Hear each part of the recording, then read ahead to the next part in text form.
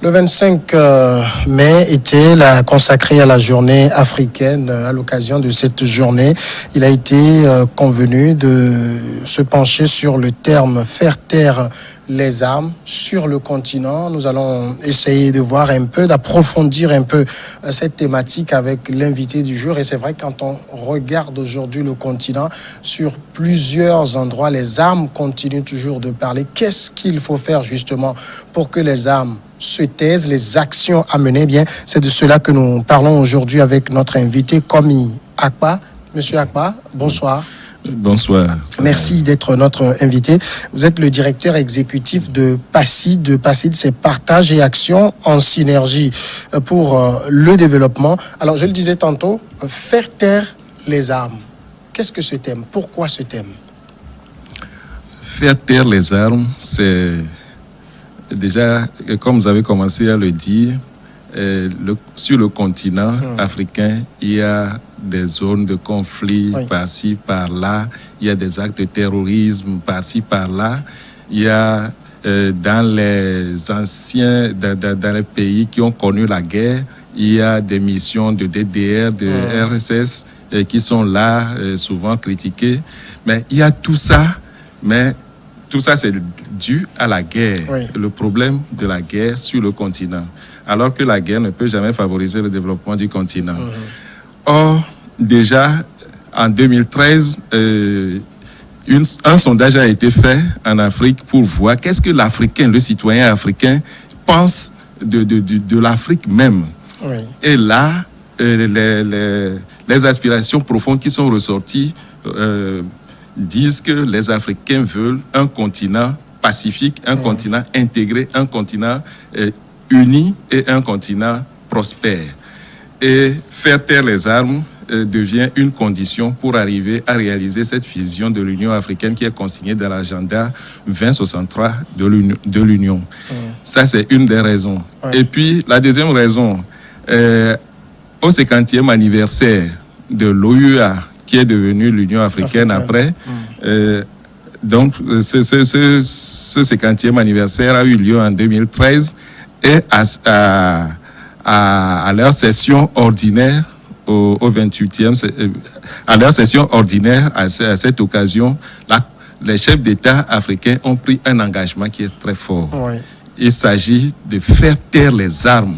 Bon, ils disent qu'ils ne veulent pas laisser en héritage des guerres aux futures générations d'Africains. Et ça, c'est un engagement qui est très fort et qui a beaucoup de sens et que toutes les composantes de la société doivent accompagner. En plus, il faut dire aussi que dans le cadre de la réalisation de l'agenda 2063, il y a un plan décennal qui est établi chaque 10 ans. Et le premier plan décennal a commencé en 2013 et l'un des projets phares de ce premier plan décennal est faire taire les armes. Et l'horizon temporel de ce projet phare est l'année 2020. Donc, en principe, d'ici le 31 décembre 2020, les armes doivent se taire en Afrique. Maintenant, le diagnostic montre qu'on n'est pas encore très proche de ça, d'où la mobilisation qui doit continuer pour arriver à cet idéal. Vous avez parlé tantôt de 2013 où les chefs d'État ont matérialisé leur volonté qu'il y ait sur le continent, en tout cas qu'ils ne veulent pas laisser à la génération future un continent emprunt à la crise. Mais de 2013 à aujourd'hui 2020, où nous sommes exactement 7 ans, on a vu les conflits se sont multipliés, les poches de conflits sont beaucoup plus nombreux, terrorisme par-ci, guerre fratricide par-là. Alors aujourd'hui, on peut se poser la question, pourquoi est-ce qu'il est nécessaire de faire taire les armes sur le continent? Oui, il est nécessaire de faire taire les armes parce que sans le silence des armes, aucun développement ne sera possible en Afrique. Aujourd'hui, on constate que dans tous les pays qui sont en guerre ou qui sont récemment sortis de la guerre, la Somalie, tout ça, les séquelles restent toujours. Les séquelles restent. Le tissu social est très fragile. Et puis en plus, les investisseurs, qu'un investisseur n'investit dans un pays sans être assuré qu'il y a la paix, il y a la sécurité et que l'investissement va prospérer et devenir rentable.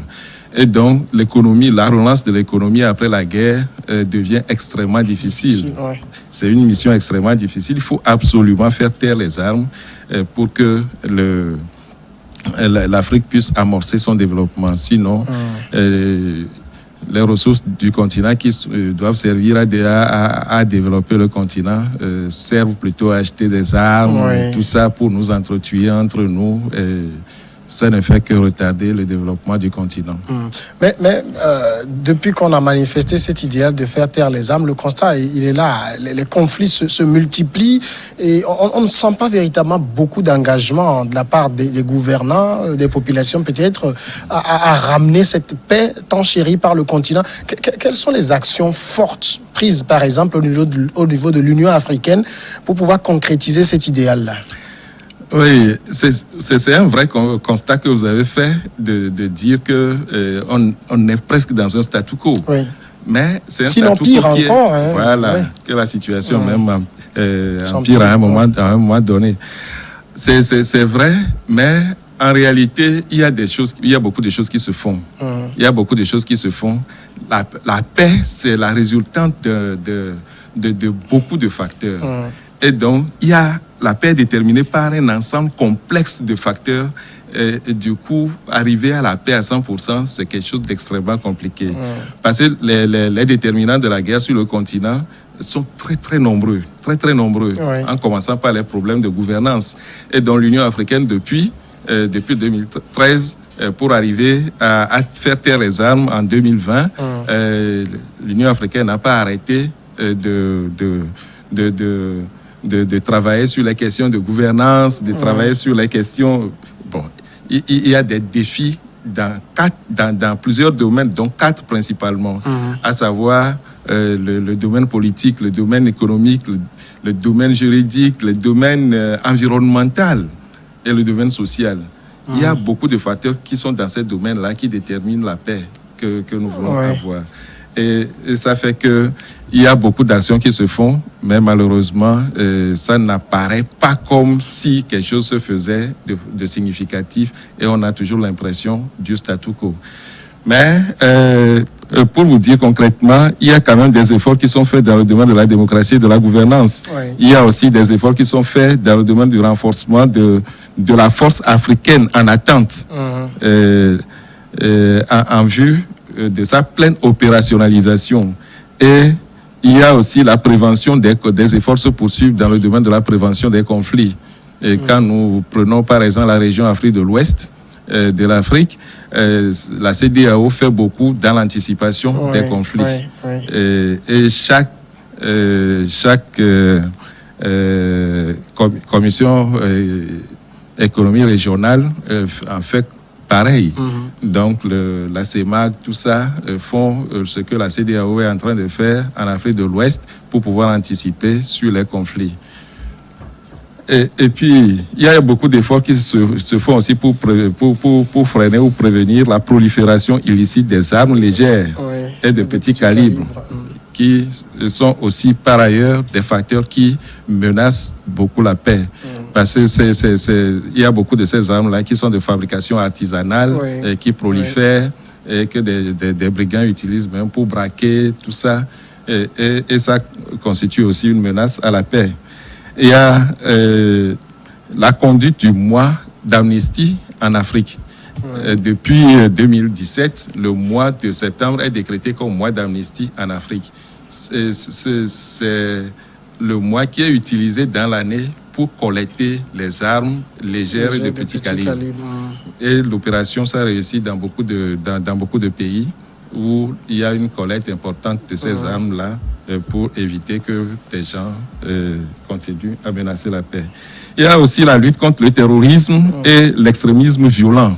Nous sommes en Afrique de l'Ouest, nous en savons quelque chose. Quand nous prenons le Boko Haram, qui touche le Nigeria, le Niger, le Cameroun, tout ça, le Tchad, on sait ce que c'est que le Boko Haram. ce que c'est que le terrorisme. On voit ce qui se passe chez nos amis du Sahel, Oui, le Burkina Faso, le Mali et aussi une partie du Niger. Donc tout ça, c'est des menaces à la paix et c'est des menaces qui doivent être taclées, mais c'est extrêmement complexe. Les facteurs s'entremêlent et souvent les résultats ne sont pas très visibles, mais l'Union africaine travaille beaucoup quand même sur ces questions. C'est des défis.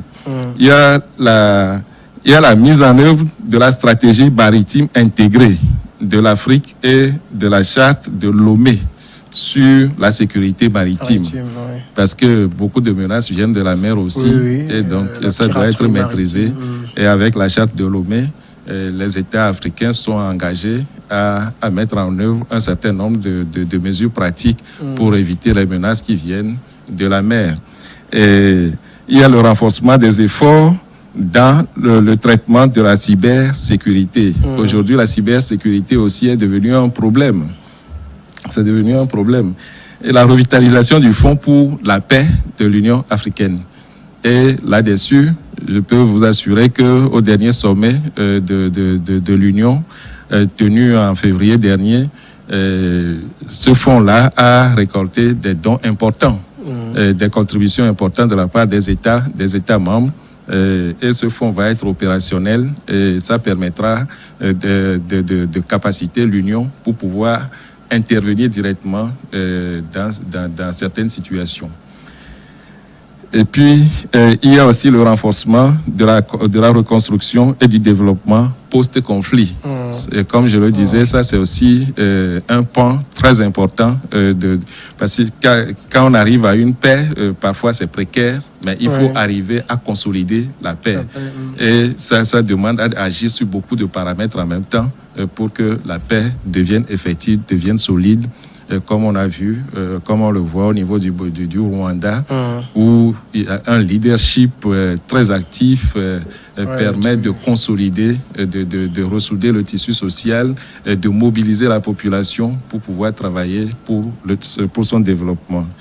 Ça, c'est des éléments tous ces éléments-là sont liés aux aspects politiques du faire taire les armes. C'est les défis politiques qui affectent la paix et qui affectent la question du silence des armes. Maintenant, en dehors de ça, il y a des questions d'ordre économique aussi. Il y a des questions d'ordre économique, par exemple les flux illicites, les flux financiers illicites. Voilà, l'Union travaille beaucoup sur ces questions, mais une fois que vous y travaillez, vous constatez que en fait, ce n'est pas des simples problèmes comme ça, mais c'est des défis énormes. Il y a les questions de blanchiment d'argent qui sont là. Et sur le plan social, il y a les questions de migration irrégulière, des questions de traitement des êtres humains, il y a les questions de trafic de stupéfiants et d'armes. Il y a aussi les questions d'abus de drogue. Il y a les questions d'abus sexuels et la violence à l'égard des femmes. Et aussi des enfants. Il y a toutes ces questions-là qui sont sous-jacentes à la question du faire taire les armes dans le domaine social.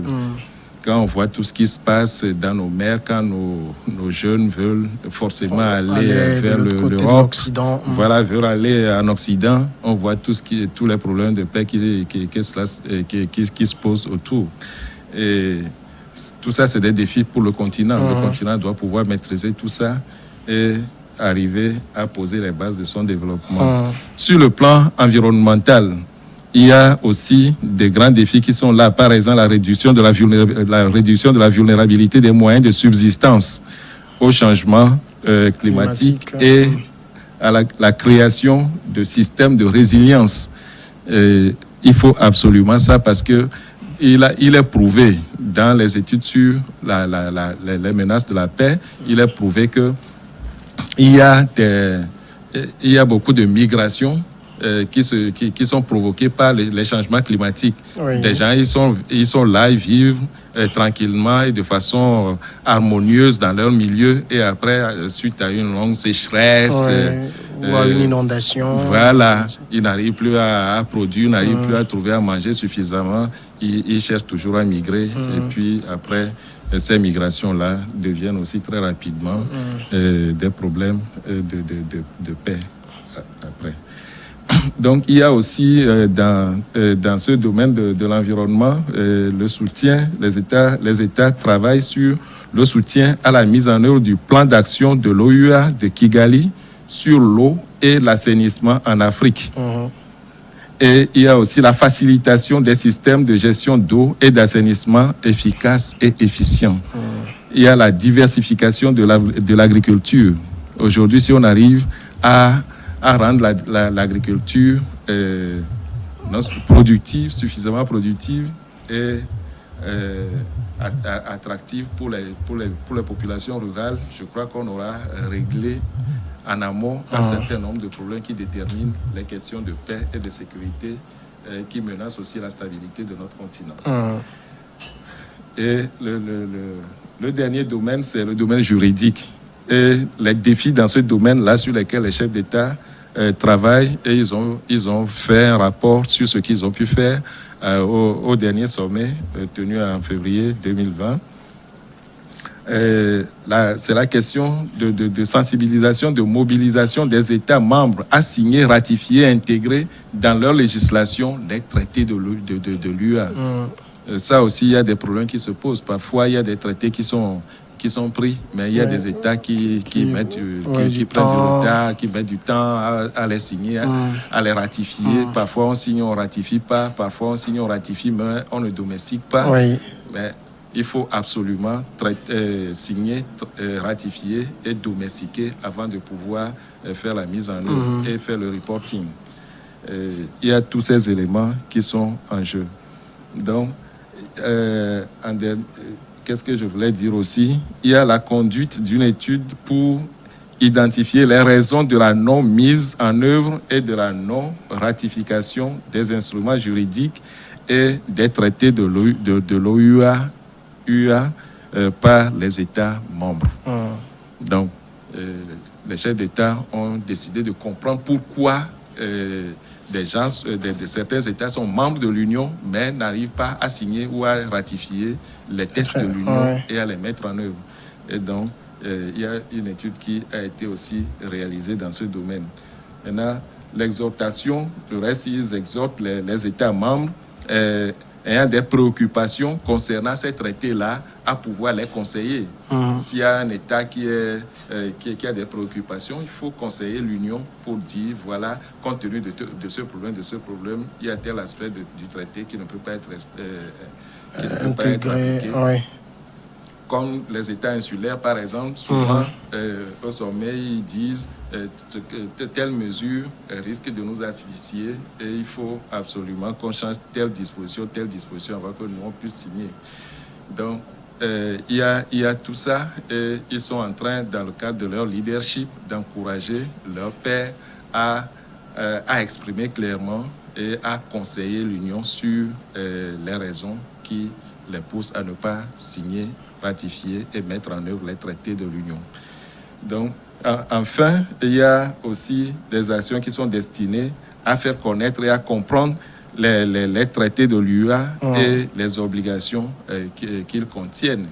Donc, ils font des actions parce que souvent, il y a des États qui ont des représentants permanents à Addis Abeba auprès de l'Union africaine, par exemple. Maintenant, c'est eux qui participent à l'élaboration des textes, mais souvent, on se rend compte que entre eux, par exemple, et le pays, la communication n'est pas toujours ça. Donc, il y a des textes qui sont signés, bien sûr, mais les textes ne sont pas très, très bien compris. Et c'est dans les efforts de comprendre et de mettre en œuvre qu'on se rend compte que ces textes-là sont en opposition avec d'autres dispositions légales existantes. Et ça ralentit le rythme du pays à mettre en œuvre les dispositions. Et donc, aujourd'hui, il y a des efforts qui se font pour faire comprendre les textes au niveau national et faciliter une appropriation nationale de ces textes, non seulement au niveau des gouvernants, mais aussi au niveau des autres composantes, par exemple le secteur privé, la société civile, même les simples citoyens. L'Union africaine, ce n'est pas seulement pour les gouvernements. L'Union africaine, c'est d'abord pour le peuple africain. Et donc, tous les Africains doivent chercher à comprendre, à s'approprier toutes les dispositions, tous les idéaux qui sont pris, qui sont adoptés pour faire avancer le continent. Alors, vous avez évoqué tous ces domaines sur lesquels l'Union africaine travaille. Vous avez parlé, par exemple, sur le plan politique. On a vu ces 11 domaines, également sur les plans social, environnemental, juridique, économique. Est-ce que ça veut dire que sur le continent africain, dans les 54 pays que nous avons, l'Union africaine, maîtrise toutes les zones, les poches de conflit? Oui, l'Union africaine maîtrise. Nous avons le Conseil de paix et de sécurité, le CPS de l'Union africaine qui n'a pour mission que ça. Ils ne font que ça. Ils n'ont pas autre chose à faire.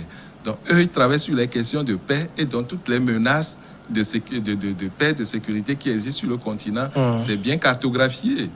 Et toutes les zones de conflit et tous les problèmes de sécurité, de paix qui existent sur le continent, c'est bien connu. Et c'est bien identifié, c'est bien diagnostiqué, c'est bien représenté sur une carte géographique.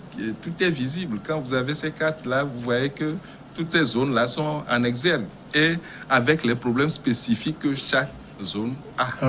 Et donc, ça leur permet de mettre en exergue ces problèmes-là et de focaliser leur attention sur les solutions spécifiques pour adresser ces problèmes spécifiques qui se posent dans chaque zone. Ça veut dire qu'on sait, par exemple, quand je me trouve au Nigeria, qui en même temps fait face à la secte Boko Haram, mais qui à l'interne a des conflits entre Peuls et d'autres ethnies, les éleveurs et les agriculteurs, on sait que ce conflit, par exemple, a sa source dans les problèmes, je ne sais pas moi, environnementaux, dans les problèmes économiques. Ils arrivent à cartographier tout cela par domaine. Bien sûr. C'est cartographié. Il y a les pays qui sont confrontés aux problèmes de conflits communautaires. Il y a des pays qui sont confrontés aux problèmes de terrorisme. Et avec leurs facteurs explicatifs. Il y a certains conflits qui sont générés par les problèmes environnementaux, comme on le disait. Il y a d'autres qui sont générés par des problèmes économiques. Il y a d'autres qui sont générés par des problèmes de gouvernance. Et c'est pour ça que dans les défis à tacler, il y a aussi les problèmes de gouvernance et de démocratie. Voilà. Alors, quelle est aujourd'hui la place de la société civile dans ces questions? Comment elle contribue à atteindre l'idéal qui est de faire taire les armes?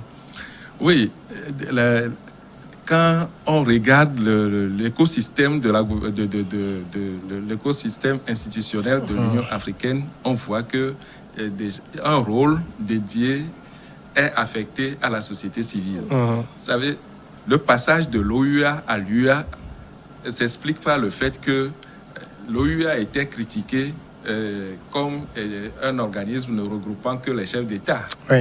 Que c'est un syndicat des chefs d'État. Et après, les gens ne se retrouvaient pas dedans. Et donc, du passage de l'OUA à l'UA, il y a cette décision importante qui est prise d'inclure la société civile, les citoyens africains à travers les interfaces de la société civile dans la gouvernance de l'Union.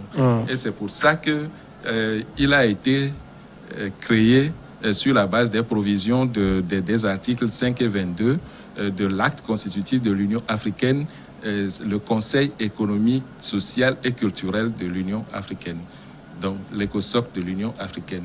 Ce conseil est l'organe qui représente la société civile sur l'ensemble du continent. Donc, dans toutes les composantes. Il s'agit des organisations non gouvernementales, les associations, les organisations de femmes, les organisations de jeunesse, les think tanks, les journalistes, les autres professionnels, tout ça, les syndicats, tout ça, c'est représenté dans le Conseil économique, social et culturel de l'Union africaine pour pouvoir porter la voix du citoyen africain dans les politiques de l'Union. Et aussi, pour pouvoir ramener la politique de l'Union vers les populations. Les populations, oui. Voilà. Justement, vous parlez des populations. Est-ce qu'elles-mêmes, elles ont un rôle à jouer dans l'atteinte de cet idéal? Oui, comme je le disais, la vision de l'Union africaine, parce qu'on veut changer de l'OUA vers l'UA, la vision était de faire une union des peuples et non une union des chefs d'État.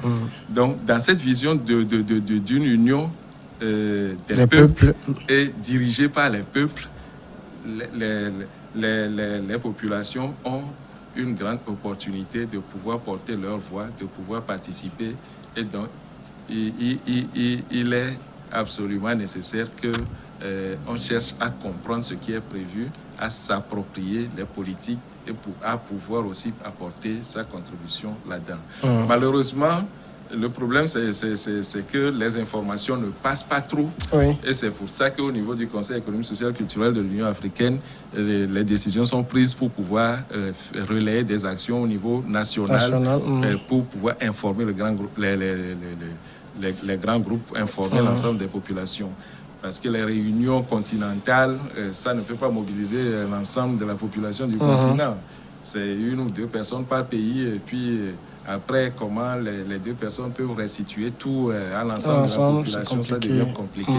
Donc, on encourage fortement l'action au niveau national pour que cette action-là puisse permettre de bénéficier de la participation, de la contribution de l'ensemble des citoyens africains pour que l'Union africaine puisse en bénéficier, que le continent puisse aussi en bénéficier. Est-ce qu'on peut dire aujourd'hui quand même que les actions que vous avez évoquées, qui sont menées dans divers domaines, portent quand même des fruits? Parce qu'on a comme l'impression que sur le continent, finalement, on n'a pas de conflits qui se résolvent. C'est des conflits qu'on a, on tente de trouver des solutions, mais j'ai dit, on se mélange les pédales, ça se multiplie un peu partout. L'Union africaine semble dépassée. L'Union africaine semble dépasser, c'est par rapport à la taille du défi. Par contre, elle n'est pas aussi dépassée que ça. Parce qu'il y a des conflits quand même qui sont terminés. Ah oui, le génocide rwandais a pris fin. La guerre civile, les guerres civiles du Libéria, Sierra Leone, tout ça, ça a pris fin. Depuis un moment, il y a la Centrafrique qui est là, on ne sait pas trop comment ça se passe, mais quand même ça a ralenti. Oui, c'est mieux qu'avant. C'est mieux qu'avant. Voilà. Il y a la Somalie qui est dans une situation précaire, mais c'est mieux qu'avant. C'est mieux que la guerre civile qu'il y avait. Et donc, il y a des pays qui ont quand même réussi à sortir des conflits. C'est vrai que dans cette sortie-là, ils sont dans un état de fragilité extrême et tout peut basculer à tout moment, mais les efforts de consolidation permettent Il y a même à côté la Côte d'Ivoire qui est sortie de cette guerre. Il y a beaucoup de pays qui sont sortis des guerres. L'espoir est permis comme il n'y a pas. L'espoir est permis. Merci à vous d'avoir été notre invité. Merci à vous de m'avoir invité parce que c'est très important. Et je profite pour lancer un appel en direction des citoyens et aussi des organisations de la société civile de pouvoir s'intéresser davantage au cadre politique de l'Union africaine, parce que ces cadres prévoient toujours la participation de la société civile. Parce qu'aujourd'hui, tout le monde est convaincu que la société civile est nécessaire pour pouvoir porter la voix des citoyens dans les politiques. Si ce n'est pas comme ça, ça ne marche pas. Ça marchera pas. Directeur exécutif de partage et action en synergie pour le développement, PACID. Merci beaucoup. On part pour la pause. Juste rajouter, si vous le permettez. 10 secondes. Oui.